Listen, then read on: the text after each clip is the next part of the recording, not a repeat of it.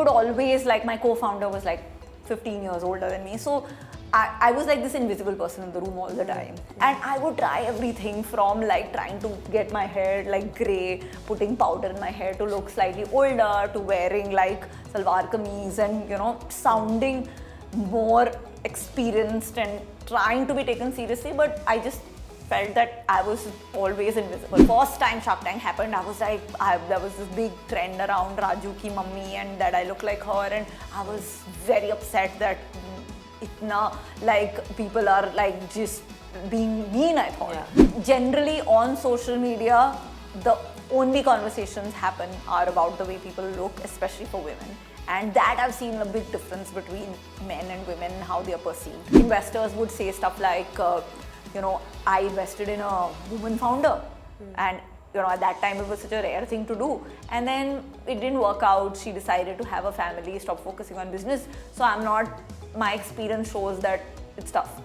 Like, and we would be like, अरे एक case पे पूरी gender को थोड़ी आप bias कर दोगे. More than 50% of the capital I invest in Shark Tank goes to women, right?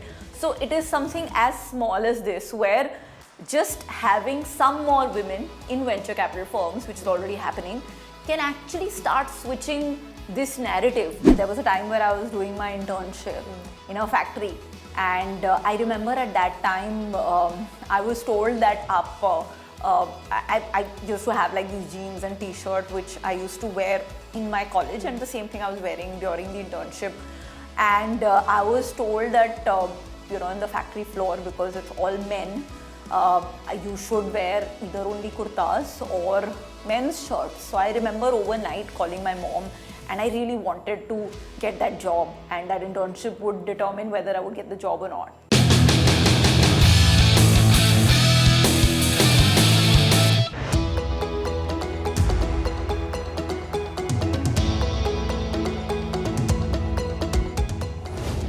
Hello everyone, I'm Rudrani and welcome to our very special series called Wonder Women. It is truly an honor to have her as a guest in this series. She's a woman, she's never given up. All the passion that she has, one of the most successful entrepreneurs that we have today, of course talking about the fantastic and talented Vineeta Singh. Hello. Hi Rudrani, thank you, and I love the name of the series. I actually have a little Wonder Woman in my office. I am not surprised. This was meant to be, Vineeta. I think so. I think so. Wonder Women, both of us. How sweet. Thank you. And thank you for doing this, like I said again. But like I introduced you in my introduction part of it, it is true that you've led businesses with the passion that all the passion that you have, right? Because today sugar cosmetics is where it is. Yeah. People talk about successful apps, but the ones that were fairly successful, did not do so well, were also businesses that you proudly led and have added to what you are today. Sure. I would have loved it if some of them were like mild success, but honestly, I've been an entrepreneur for 17 years now, and I think for the first 12 years of my life, everything that I tried was a spectacular failure.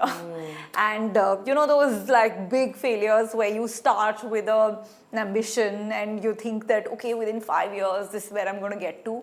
And suddenly 5 years are gone and you're like, okay, I've managed to create nothing. Well, in hindsight, it all looks like it was all part of the larger plan, and it's all making sense now because there was so much to learn with each of those experiences, and this wouldn't have been possible without those. But honestly, when you're going through an entrepreneurial journey, it's like up, down, up, down, up, down. And when the downs are there, you never know whether you've hit rock bottom yet, right? So my doubt used to always be like, is this rock bottom or is it going to get worse from here? And then is it? And when you think that, okay, it can't get worse than this, sometimes it does. Because making a business is hard. Honestly, Rudrani, I think I'm very lucky and I'm very grateful, because forget men, women, 99% of startups fail. Even after funding, like at least one round of capital, 90% of startups fail. Yeah. So it is something that you know is bound to happen, but still, when you go through it, you have that feeling, why me? Why am I just failing so much. So back in 2007, I had graduated from IIM Ahmedabad. I actually had like the most lucrative job on campus at that time, an investment banking job offer, and it was all over the news because of the first time such a an international level offer was being given to an Indian business school student. And shall I say that it was almost about 1 crore yeah, per it year? was, I just want to drop the number. I'm aware of it. And this was in 2007, and at that time I told my parents that I'm actually thinking of starting up because I do feel that entrepreneurs can change the world, and I do feel that I can make a business, and why not try it when I'm younger, because there's just a lot less at stake. I didn't have kids, I didn't have a lot of liabilities. And obviously my family and friends, everybody freaked out because we didn't have anybody who had a business background in the entire extended family. And I told them that, okay, just give me 2 years and I'm going to really make this work and be super successful. I'll be almost making as much as I was going to make in that job, and then you will not regret it. And I think the 2 years went to 5 to 7. And I think it was probably after maybe 15, 16 years of giving that job offer up that I could even think of having that kind of money that I'd given up like in 2007. But I think it was all worth it because I always feel very grateful that, forget whatever the salary was. As of today, I have the opportunity to actually sign the paychecks of 4,000 people who work at Sugar.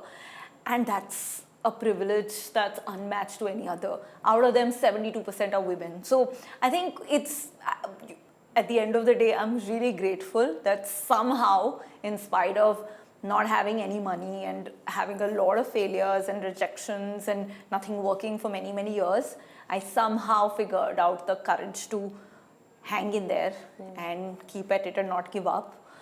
Because now everybody looks at it as overnight success. But every overnight success, I think, is just that. I'm sure all the other Wonder Women you're speaking to, everybody thinks of them as overnight success, but nobody knows the pain and the sweat and tears behind the journey. आसान होता है 1 crore को ना बोलना? I don't think so. अगर मुझे honestly पता होता कितना मुश्किल है, मेरी हिम्मत नहीं हुई होती. But honestly, जब हम 23 साल की उम्र पे होते हैं, हमें लगता है कि जिंदगी हमारी मुट्ठी में है. And थोड़ा सा पागलपन होता है, which I think is great, because अगर हम बचपन में and 20s में पागल नहीं होंगे तो कब, right? Realism तो automatically life सिखा देती है. But बड़े बड़े सपने देखना and पागलपन करना तो तभी कर सकते हैं हम जब हमने झेला नहीं होता है the fact reality of the world. So I think it was a bit of madness. And honestly, अगर मुझे पता होता इतना मुश्किल है तो मेरी हिम्मत नहीं होती. पर मुझे लगा आसान होगा, एंड इसलिए मैंने सोचा हाँ ठीक है, नहीं तो मैं कभी भी जॉब ले लूँगी. फिर पता चला कि 5 साल बिजनेस करने के बाद वो फीलिंग आती है कि अब मुझे 50,000 की भी जॉब मिलेगी कि नहीं, क्योंकि मैंने सीखा क्या है. एंटरप्रेन्योर क्या करता है? एंटरप्रेन्योर कुछ दिन कभी झाड़ू पोछा लगाना पड़ता है क्योंकि स्टाफ नहीं आया है, कभी हायरिंग करनी पड़ती है क्योंकि टीम बनानी है, कभी सेल्स करना पड़ता है, कभी प्रिंट आउट्स लेने पड़ते हैं, कभी इधर उधर सामान पहुँचाना होता है. You're doing all kinds of random things to just keep a business afloat. And every महीने की पहली तारीख को स्ट्रेस की कैसे सैलरीज दी जाएगी, लोगों की बैंक में कितने पैसे बचे. तो ये वाला स्किल क्या स्किल है वो समझ नहीं आता. तो लिटरली 5 साल बाद तो मुझे ऐसा लगा कि हाँ, मैंने वो जो जॉब ऑफर छोड़ी थी उसका 1% भी अगर मुझे मिल जाए अभी तो वो बहुत होगा. आपकी जर्नी से इंस्पिरेशन लेने की बहुत सारी चीज़ें हैं, पर मुझे लगता है one thing that everybody needs to learn from you is the kind of confidence that you have. आपने बहुत सारे टॉक्स दिए हैं, बहुत सारे जगहों पे जाके you given your words of wisdom as per se. But one thing I remember you said very casually, and it comes from a place of obviously hard work and confidence, is when you said obviously मेरे लिए IIM और IIT crack करना तो बहुत easy था, आसान था. And when you just now in some time, just a few moments back you told me, and you said this earlier as well, that वो पागलपन होना ज़रूरी होता है कि नहीं यार कोई नहीं ठुकरा देंगे. But there is a certain self-belief and confidence that not all women have. That's one thing that a lot of us are struggling with. Yeah. And you've come from a family where you had such great examples to look up to, whether it's your father, your mother, and also I think you've been brought up in that way. Yeah. Tell me, how did that start? Yeah. How did Vineeta Singh become that absolutely confident woman that we see? Yeah. So first, before I come to the journey and the upbringing, I just want to clarify that for me also the whole journey of being confident is an everyday self-talk, right? So for me to do all this, sound confident and sound like I believe in myself, is because for years I have been trying to tell myself this, because I am one of the first people who underestimated myself at various points of time. I did not believe in myself. I did not trust my gut. I did not trust my instinct. I made a lot of decisions which came from a place of self-doubt, and I know, I see it when women do that all the time, and I can relate so hard, because for me also, every time I do something bold or I have an ambition, there has been like several minutes of self-talk, pumping myself up and giving myself that boost, because yes, our natural state of thinking is always that whole imposter syndrome. I don't deserve this. I've been lucky, but what if somebody realizes that I don't deserve it, right? And I think it comes from this place where women are such givers, doing so much for everybody, but they're so afraid of being judged, and the only way for women to get liked is that whole coy girl wala jo ek stereotype hai. Yeah. And damsel in distress. Damsel in distress, right? Now, nobody likes a girl who shows off or is overconfident. And all of us go through that journey in our teenage where we are just doing everything to be liked. Liked by boys, liked by girls, liked by others. And somehow I feel that my father, who's been a scientist at AIIMS and he's been doing medical research for the last 50 years, I think I'm their only daughter, only child. And I think at some level, because he had seen a lot of women at work in his lab and had seen them at some point give up and not believe in themselves, from a very young age, he really taught me in an extreme way to believe in myself, to be ambitious, right? So like simple things like he would discourage me from learning how to cook. Now, right now, of course, I look back and regret that I can't really cook much beyond Maggie and like sandwiches or something, and I have 2 children now, and I need to cook on various days, and I'm struggling on YouTube. But at that point of time, he would say things like, you want to, learn how to make the roundest rotis in the world, or you want to be the best in your career in the world, right? So he would say these things which at that time didn't let me get sucked into this whole guilt trap that women are always stuck in, where they always feel that they have to do so much outside of their careers for their families. They have to learn to look great, they have to learn to cook great, they have to learn to behave in a certain way. वो सारे जो rules थे ना, my dad and mom from a very young age like just threw all those rules out of the window, saying that you can be ambitious, you can be whoever you want to be, and like you deserve it. And I think that, and all you need to do is just be best in whatever you do in the world. Don't even think about having the aspiration to be best in Delhi or best in India. Be best in the world in whatever you do. And that, till like probably I got into college, I never even thought that लड़कियां कुछ कम हैं, because इतना strong indoctrinate हो गया था. And then तो उसके बाद जो next 20 years of that whole hard-hitting reality where women get judged for being aggressive, for being ambitious, when that happens, I had that inner voice of what my dad left me with, reminding me to छोटे सपने नहीं देखना है, ambitious होना है, confident होना है. And I think, but still, when I started Sugar with Kaushik, who's my husband, I again realized that, every time we made a plan, his numbers would be bigger than mine. What he thought we deserve as salary would be bigger than mine. What he thought we deserved as valuation would be bigger. And I was like, again, after so many years, I'm still making that mistake. And then I realized that, women को जो undoing है of this अपने ambition को closet में छुपा के रखना, that is not a एक बार हो गया and we are done. It will take years and years of reminder. And so for me, this confidence came from a place where I really thought I have to fake it till I make it. I have to pretend to be confident to actually become. And it works. But it is still something which I have to do every day, because I know the fact that there are these 8-year-old girls watching Shark Tank or reading the news who are probably going to see this and be like, I have to believe in myself. Anything is possible. Girls can have careers which are the best in the world and can be at par with men. So that there is, I think, a responsibility on all of us that the younger generation has way more role models than you and I had. Yeah, absolutely. Coming to Sugar, which truly has been in so many ways a clutter breaker brand because of what you targeted. You all made good quality cosmetics affordable. जहाँ पे आपने वो जो class differentiation होता है कि हमको एक सर्टन लेवल का ही क्वालिटी हम खरीद सकते हैं, वो आपने तोड़ दिया. You also inculcated that we are going to experiment for all skins, all type of skins, जो कि बहुत सारे leading brands उस टाइम पे नहीं कर रहे थे.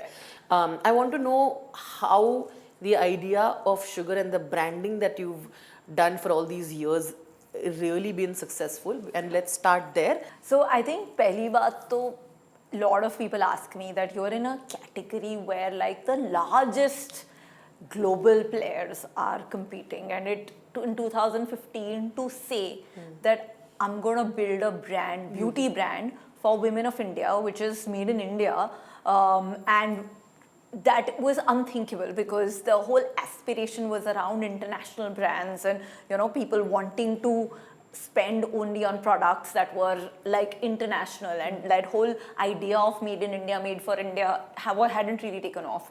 So obviously at that time I wouldn't have had the courage to just go say that I'm going to do it. So honestly, I was actually doing something else.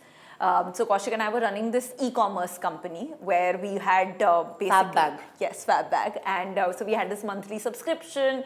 And the idea was, when you've like done business school education, you think कि कुछ हटके बनाना है. कभी-कभी वो इतना हटके बन जाता है that even your consumers can't understand what you're doing. So we had this subscription business, which was we had like got an algorithm in place. Every month you had a curated set of products, and we were working with brands, giving them exposure on social media, which by the way at that time was just taking off, right? So I remember conversations with brands where they would be like, Indian women would never put a selfie of them wearing makeup and tag a brand. It is unthinkable because, culturally it's unlikely. And there were like brands that were telling us e-commerce pe hum apna product kabhi nahi available karayenge because it looks like a discount, a liquidation platform. And the idea that there could be a world in which women would be proudly shopping Indian brands on e-commerce, wearing that makeup and putting the picture up on social media, this whole thing which seems so normal today, like 10 years back was unthinkable, right? And so we were just busy doing Fab Bag, which was a purely e-commerce company, and we were seeing what is happening on social media. We had these consumers who were so excited because they were like, my mom only wore kajal and moisturizer and lipstick on some occasion, but I want to wear an eyeshadow and I want to wear a blush. And we started seeing a 21-year-old is so different from her mother in terms of the way she's getting an opportunity to go to college. She's getting to go whole day spend outside in local train, go to college, then come back. She wants to feel confident, and that's why she's looking at makeup as something that helps with self-expression. So different from her mother, who would only wear makeup जब शादी पे जाना होता था, and would think that अगर मैंने lipstick लगा ली दिन में तो 1000 लोग judge करेंगे. That shift was happening. So all of these customers we were talking to just told us one thing, that like आप हमें किसी तरह बाहर से कोई ऐसे brands दो who get Indian women and get us makeup products in Fab Bag, and we'll be happy to pay as much as you want, but they should work, they should be long lasting. And so we created some products idhar udhar se international brands ka dekhe, and we went to these Indian companies who were working with us saying that this is what the consumer wants. Aapka future consumer, aaj your dhanda is coming from probably general trade markets, but the future is this. This consumer wants products that are very long lasting, that are affordable, that work for Indian skin tone, that work for Indian weather conditions, hot, humid, super long lasting, matte. तो ये है, and आप बना रहे हो ये, so let's fix this and we'll help you build it. And they were all like, यार, this is a bubble, and this is never going to scale. E-commerce पे बड़े brands नहीं बनेंगे, and social media is just a fad. And television will always be the place which people look at for, figuring out cultural trends. Social media से नहीं होगा वो.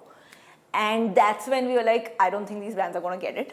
तो हम even if we make like a very small company which is just serving young women and giving them the kind of stuff they want and use e-commerce and social media, let's just do that. And let's see where it goes from there. So in 2015, after 3 years of trying Fab Bag and literally having the last few lakhs left in our bank account, which also we had to keep away because we had some advance money from our subscription consumer जो refund करना पड़ रहा था अगर बंद कर देते. So that's why it was literally like had very less few, just like few lakhs to play with. We decided we will launch Sugar. And everybody said that you can't launch a brand with less than 50 crores, but we didn't have any option. We were against the wall and we really believed that जो ये problem है ये कोई और नहीं solve करेगा अगर हमने इसमें घुस के solve नहीं किया. And well, I think women just lapped it up. हमने literally we launched just 4 colors of a lip crayon and 1 eyeliner, 1 kajal, and they went viral on social media. There were influencers who that time would get paid nothing by brands because it wasn't a thing. They started really recommending it, and then e-commerce pay reviews were amazing, and suddenly we started getting so much traction that we had for the first time some money to actually invest in a bigger range of product. And that's when I think after many years, and that's when we said, okay, let's go raise some money, because at the end of the day, businesses like these need working capital. But venture capitalists were all men, 99% are men. In fact, we're very lucky. There are a lot of men on our cap table now who took a call that they wanted to invest in this category. But most of the others were like, क्या फर्क पड़ता है 9 घंटा चले lipstick या 2 घंटा चले lipstick, मतलब फिर से लगा लेंगे. Why is there a business required to be built around long-lasting lipstick? And Indian brands will become aspirational. I don't see that happening in the next 20 years. And this is also the most competitive category. Market size छोटा है because Indian women के linked सारे market size छोटे ही लगते थे तब, because women तो अपने decisions ले नहीं रही थी उससे पहले.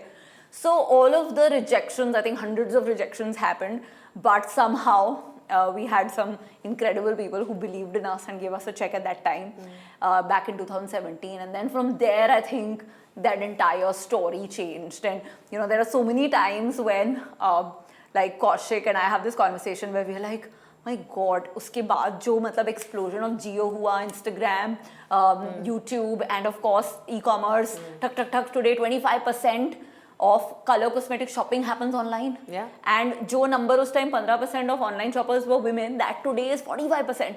So remarkable growth, 800 million internet users in India. Who would have thought back then? But we were so lucky that all of this happened. And then that's what Kaushik को sometimes I say, we were right at the right place at the right time. And he's like, अगर एक matrix बनाओ जिसमें time and place हो, तो actually ना हमने बाकी 3 quadrant कर लिए थे. हमने wrong place right time भी कर लिया था, wrong place wrong time भी कर लिया था, right place wrong time. तो वो तीनों quadrant अगर कर लो तो एक ही बचता है, which is right place right time. तो actually हम तीनों quadrant से गुजर के we came to that right place right time, and then we gave it our all. And that's how actually Sugar was born and scaled. And I'm very proud that today Sugar is actually the 3rd largest makeup brand in India, and only behind 2 very large international multinational companies ka brands. This is the confidence I'm talking about, guys. Like, it's amazing. But I listen to this and I know that one thing is also true, that failures are important. Yeah, because absolutely. when you said about the quadrant thing, it made you realize that you've been through all the layers of failures, and then you hit the right button. Absolutely. Right? आप content business में हो, can you ever predict what's going to go viral? Never. You have to go through all of those disasters where या तो कुछ something was missing before something happens which just takes off, and then everybody's like, ये तो overnight sensation है. But nobody knows what are the other like really lessons and failures that you went through in that journey. I know getting investors is such a big deal and it's so difficult. 100% she knows that Shark Tank पे किस तरह की मशक्कत करनी पड़ती है लोगों को to get 5 audition rounds होते हैं. So we know that is difficult, right? So here's my question about that. I know that you've been through your own sets of discrimination also, right? And sexism at workplace is a reality for most women. I'm sure you have anecdotes to share from which you have learned and you have dealt with. And I want to know how that helped you in this journey. in our journey, because हम एक category में थे where the consumer is women, and honestly, women as consumers, the question always comes down to this question called TAM, which is target addressable market, and the assumptions were always based on past. 20 साल पहले क्या हुआ है, right? So assumption that TAMs in category which are women driven will explode was something that was unthinkable. That combined with the fact that women founders, so if you look at statistics in India, about 20 to 25% businesses actually have one woman in it as a director, but less than 2% of the capital in India gets deployed to businesses led by women. So there's a contrast, right? Women are now hustling, they're starting their businesses, they're doing these chota various scales ki enterprise. And 10 years back, it was even harder, because conversation mein very openly investors would say stuff like, I invested in a woman founder, and at that time it was such a rare thing to do, and then it didn't work out. She decided to have a family, stop focusing on business. So my experience shows that it's tough. And we would be like, अरे एक case पे पूरी gender को थोड़ी आप bias कर दोगे create. But I think at the end of the day, investors का formula is very honestly very large target addressable market low, and take a set bet. So I always joke about it with our investors that you have to be a boy whose surname is Bansal and you studied in IIT Delhi to actually hit all the check marks to actually raise funding very easily in India.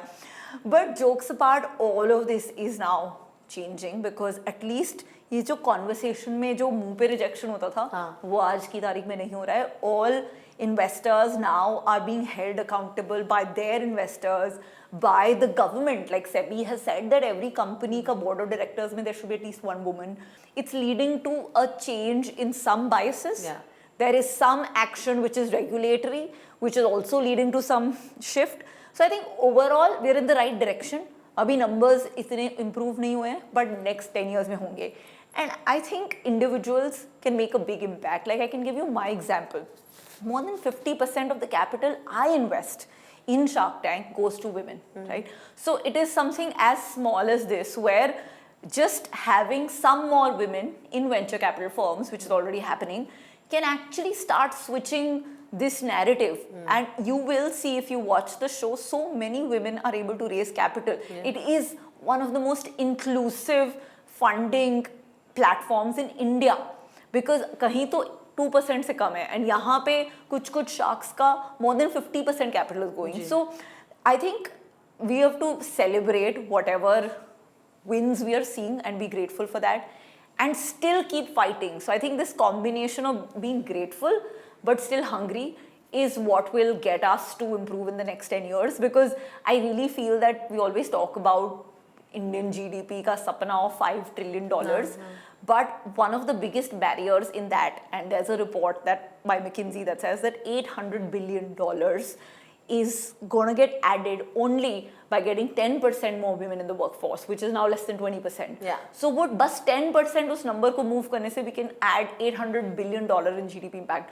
And which is wonderful to hear, trust me. But I think should highlight some of the most obnoxious conversations that you had to go through in your time, and sometimes you walk into rooms still. What have been some of the most sexist conversations you had to sit through and be a part of? And we are hoping that people don't have to deal too much with it, but it is a reality still. So I'll give you an example. Again, everything is quite old, because as an entrepreneur, the lucky thing is that आपके मुंह पे कोई इतना negative बोलता नहीं है, because there are either people who are working with you or investors who are now very careful. But I remember, there was a time where I was doing my internship in a factory, and I remember at that time I was told that I used to have like these jeans and t-shirt which I used to wear in my college, and the same thing I was wearing during the internship. And I was told that in the factory floor, because it's all men, you should wear either only kurtas or men's shirts. So I remember overnight calling my mom, and I really wanted to get that job, and that internship would determine whether I would get the job or not. And I was like, मैं इस लड़ाई में although it's a very sexist comment, नहीं पढ़ सकती हूँ. So can you just come down and buy a bunch of like men's shirts and get me so that I can just wear that? And for 2 months, I actually wore these extra large men's shirts every single day on the factory floor so that it would not cause any consequences for, you know, my future at the organization, right? So and I remember like when I started my first company, it was like a services company, so we had to go pitch to human resource managers about our job, and they would always, like, my co-founder was like 15 years older than me, so I was like this invisible person in the room all the time. And I would try everything from like trying to get my hair like grey, putting powder in my hair to look slightly older, to wearing like salwar kameez and, you know, sounding more experienced and trying to be taken seriously. But I just felt that I was always invisible and the conversation would never happen with me. It was always like people would see through me unless there was a you know, somebody was trying to approach me, and it was hard at that time. And then, of course, the fundraising process in the journey of sugar was, of course, like my husband was still working with McKinsey at that time, and investors would openly say that only when he joins full time will we invest, because this is otherwise a big risk for us. So, but I've like really seen in the last 10 years, there is this thing called POSH, which everybody knows about, prevention of sexual harassment. There is so much awareness that I don't think a lot of this happens. Like 10 years back, the idea that I could get a 40-year-old man to report to me and get respect from him as a woman sounded unthinkable, because it was just, it was, I think, you know, uski बेइज्जती हो जाती if he did that. But today, if you look at here, like there are so many women who are younger, have men who are older reporting to them. The awareness around equality, inclusivity is so high, not just at Sugar, but across organizations. Yeah. And, you know, then of course, you know, we have a lot of actors and people from other industries now really focusing on brands that can give them, you know, that kind of outcome when they are participating. It became more than just brand, you know, endorsing brands or something. And I think it was very interesting. We saw that Katrina did that with hers and then with other brands. Of course, you have two major. You obviously had Ranveer, you know, come in and invest, and you also then in partnership with Kareena, now you have a Korean skincare brand called Quench and stuff. So I think we should discuss about how that also brings a lot of attention and how that happens. Yeah. So, you know, in India, nothing still brings trust like somebody like a Kareena or a Ranveer partnering. And I feel that the kind of ownership that we've got from Ranveer when we were working with him for Sugar and he came on the cap table, and now with Kareena for Quench, it's amazing, because there is the trust and the voice of somebody like a Kareena who you have, where crores of Indians listen to her and will trust what she says. But also because she's excited about what she's building, you have the authenticity of her genuinely, you know, creating products and using them in her vanity, on her travel. And when you mix authenticity and trust of somebody like a Kareena, the results are phenomenal. And we've seen that in the last, I mean, we announced this partnership in October, and since then Quench has grown 4 times, and everywhere, like, you know, like the whole, this category is so much about education, because in India, till 10 years ago, skincare was just face wash and fairness cream. It was just that. Nobody wore sunscreen, moisturizer, forget all the other toner, serum, etc. Right? Now, somebody like a Kareena comes in and says that it's better to focus on prevention and taking care of your skin with a consistent, simple routine from a young age than later worrying about things like aging and acne and all of those. And people sit up and listen. She has the kind of voice and power which none of us have. And then she really genuinely talks about why she's working on Quench. It just amplifies that authenticity of like the real Kareena using these products, and it doesn't look like what 10 years ago the film star campaigns used to look like, where the people would think that हाँ ये तो बोलने के लिए बोल रहे हैं. right? And when they have ownership in the business, people don't have that doubt. Today they are, marketing this, tomorrow they'll market something else. So I think that, and the fact that the startup ecosystem is so vibrant, like every single time I speak to Ranveer, he's so excited. IPO kab hoga? Where are we going next? Why is the design not as exciting? How do we make it a cooler brand? So I think this whole interest and ownership that they're able to get to the table, and I think some of them are really, really sharp, business-minded, entrepreneurial people who want to have a legacy beyond all their work in films as well. And I'm very happy that we get to be a part of some of that, and I really hope it works out for Ranveer and works out for Kareena in the long term, because I really think that that's going to lead to a overlap of business and entertainment, where even a Shark Tank sits, and where some of these collaborations sit. And that's going to be very powerful for India, because GDP business se aata hai, but sara pyar to film stars ko hi milta hai. And when those come together, it's magical. No, 100%. And we have to, of course, talk a little about Shark Tank. We have spoken bits in between. Saloni's particular reel on you was so on point, and of course you have your sense of humor, but it was right, it was saying crazy. the reasons, which is what I think that reel also was about. I think it's interesting, but I think the other part also is the kind of discrimination that you will face when the reels or the things are there.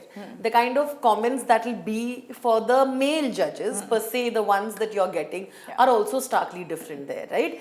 This is something that I've spoken a lot about. I think for women, even in business, on social media, a lot of the commentary is always about the way we look, and there's always, that's the first thing that happens. And a lot of us are doing what we're doing because of the hard work that we put in, the kind of creativity that we have, but it's generally on social media, the only conversations are about the way people look, especially for women. And that I've seen a big difference between men and women and how they are perceived. But on this, and in the first time Shark Tank happened, I was like, there was this big trend around Raju Ki Mummy and that I look like her, and I was very upset that people are like just being mean, I thought. But then over a period of time, within a few days of that, my team came up with the idea saying that, see, everybody's seen that post and that meme, and nothing that trends more than a meme in India. And a meme, if it is making fun of somebody, then it will definitely trend. Why don't we do a take on it where we make, really embrace that meme, and we created a video where I dressed up as Raju Ki Mummy and sort of, did a twist with my team. And that also went viral. So I think over a period of time, and this is something that I've learned from my husband Kaushik. Every time I complain to him saying that, my God, sometimes people get very harsh on social media, and they just like the kind of mean stuff they say. It's just, I stopped reading comments, and I would just post and run away, because I was like, comments can be very harsh. When you put yourself out there in front of crores of Indians, you are opening yourself up for judgment, and it'll be of all types. So if you don't have the stomach to take it, then don't do it, right? Who told you to be on television if you can't handle the criticism? And I thought that was very powerful, because there is a lot of amazing stuff coming out of this, where I have the ability to inspire young girls. I have the ability to work with all these incredible entrepreneurs.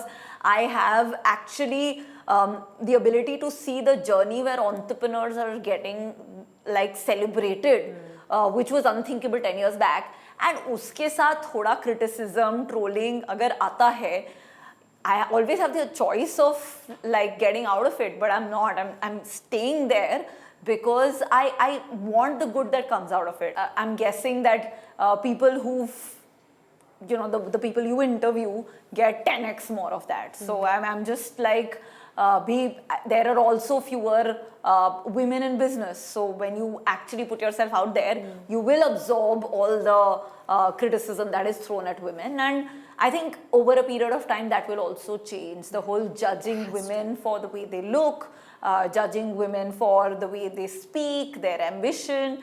All of that is over a period of time going to go down, because I'm raising two boys, and the boys that are growing up in this generation are going to be very different. They're going to see women as also Leaders. people who we need to respect, not just the men. Yeah, absolutely. Well said. We're going to break some myths about the beauty industry, right?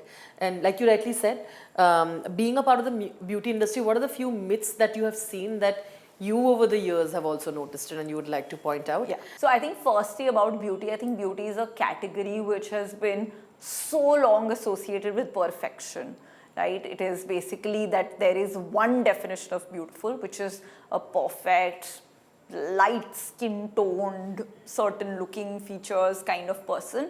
And till like 10-15 years ago, everybody just had that one definition. And I think over like the last decade, what we've seen thanks to social media is that firstly, there's not a single definition of beauty. Secondly, beauty is confidence and just feeling better in your own skin.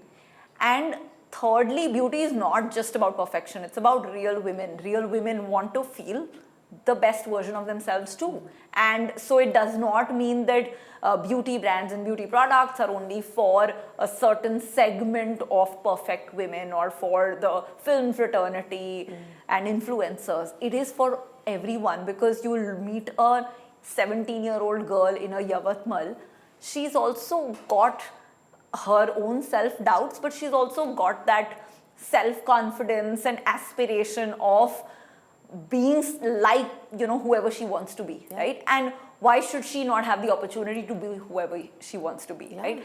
And I think the entire perspective that Sugar brought in was, the first thing we did is that we started filming all our content around the products that we had on real women who had real skin, large pores, oily skin, acne, wrinkles, and everybody just like using makeup to just feel better and express a better version of themselves, or express a version of themselves that really they feel like that day, which could be a bold look on one day and which could be super subtle and coy on the other day. Safety net advices. Just tips I think that will help them along the way when they're starting up startups, or even probably the ones who are planning to apply on Shark Tank. Oh yes.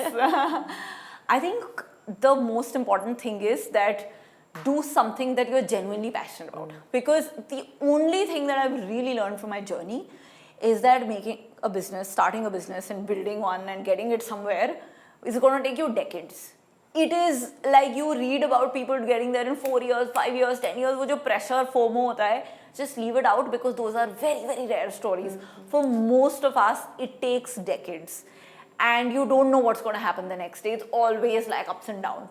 So you might as well enjoy the journey, because if you don't enjoy the journey and it's not something that you're genuinely excited about, you will quit. And you don't know if you quit like just 10 days before something was going to click, right? So the only thing as an entrepreneur you need to keep in mind is, I'm going to do this for the rest of my life. So I better be genuinely passionate about it. I better have fun doing it. And for me, the opportunity to build a business for women, working with women, is something I love doing. I would do it even if I didn't get paid to do it. And that's the only thing that kept me going in the darkest of times. And which is what I want to remind everybody, that don't think about business opportunity kidhar hai. Just think about what is it that matters to you, something that you are passionate about, and you will enjoy it. A fun question now, Vineeta. Are you ready? Absolutely. Okay, 3 women in your life that you look up to and they have contributed to your personality today. Wow, okay. One is my mom, of course. I really look up to her. Second is my mother-in-law. She's super fierce and very inspirational. Third, one of the entrepreneurs I really looked up to was the youngest IPO was done by a woman in the US, Katrina Lake, who founded Stitch Fix. And I loved her story because she caught her 2-year-old son to the listing, and it was very special. I love that. 3 women in the business that you truly admire. 3 women in business. So one is Katrina Lake, who I just mentioned. Other is Falguni Nair, the founder of Nykaa. And third, I think Indra Nui. I think her story has been very inspirational. Fantastic. Okay. What is one skincare product in the market that you think is absolutely unnecessary? Unnecessary? Right now. Oh, wow, that's a tricky one. I think some of those fancy rollers, I have not been able to figure out what exactly they do yet. But I'm sure there's a founder out there who's going to come and kill me for it, so I'm not going to say much. Okay, fair enough. A skincare product that you think is must and why? In India, the one skincare product that's very ignored, especially by men, but is must use is a sunscreen. I think it's super important every day, at least, you know, if you're outside multiple times a day. But I'm shocked by how men ignore sunscreens. Top 3 makeup products that Vineeta has always in her bag. So one is of course a lip balm. The other is generally mascara. It makes you look like you're really wide awake and radiant. And third, generally a lipstick, which makes me feel unstoppable on that day. What are few things relatives have told you along the way that obviously you proved them wrong? Oh God, I think my first business was a lingerie business. So they're like, kya chaddi banaoge abhi? What is this? Then secondly, when we started Sugar, it was really, I never knew that you were so into makeup that you started a beauty brand. And then of course, biggest is that, you know, both of us are doing this business together, so ghar kaun chalayega? And I think, yeah, those are the questions. What is one as a female CEO that you faced that you'd like to tell us about? An incident? I think the biggest thing that most women CEOs face is that when they enter a room and people look around wondering where their real boss is. I think that's the biggest confusion that men still need to get over. But I think there have been enough studies whenever people are asked to visualize a CEO, I think it's very rare for them to think of a woman. But we're going to change that. We're going to change that.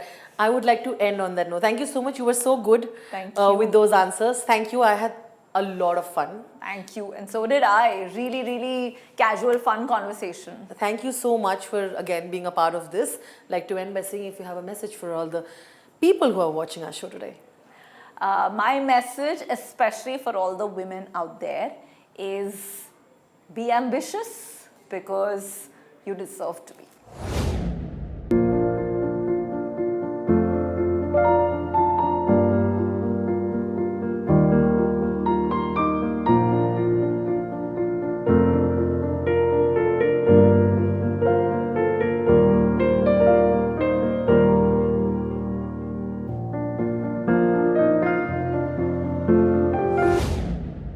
Fantastic. Thank you so much. Sending you so much love and happy Women's Day. Thank you. Happy Women's Day, Rani. Thank you so much. Hi, I'm Dr. Rishikesh Pai. I'm a gynecologist and infertility specialist practicing since 1990, and I am the medical director of Bloom IVF Group, and we have many clinics. 2 main clinics are in Mumbai at Lilavati Hospital and in Delhi at Fortis Lafayette Hospital. मेरे को ये question पूछा जाता है कि 33 year old के time में egg freezing करेंगे तो 45 में कर सकते हैं क्या? ऑब्वियसली ना, जो एग फ्रीज करेंगे ये वो यंग एग्स होते हैं और वो लिक्विड नाइट्रोजन के नीचे रहते हैं एट -200 डिग्री सेंटीग्रेड, तो तब डैमेज नहीं होता है. कभी भी आप इस्तेमाल कर सकते हैं उनको. तब उनको निकाल के जो आपके पार्टनर के स्पर्म से इंजेक्ट करके एम्ब्रियो बना के डाल के प्रेगनेंसी अचीव कर सकते हो आप.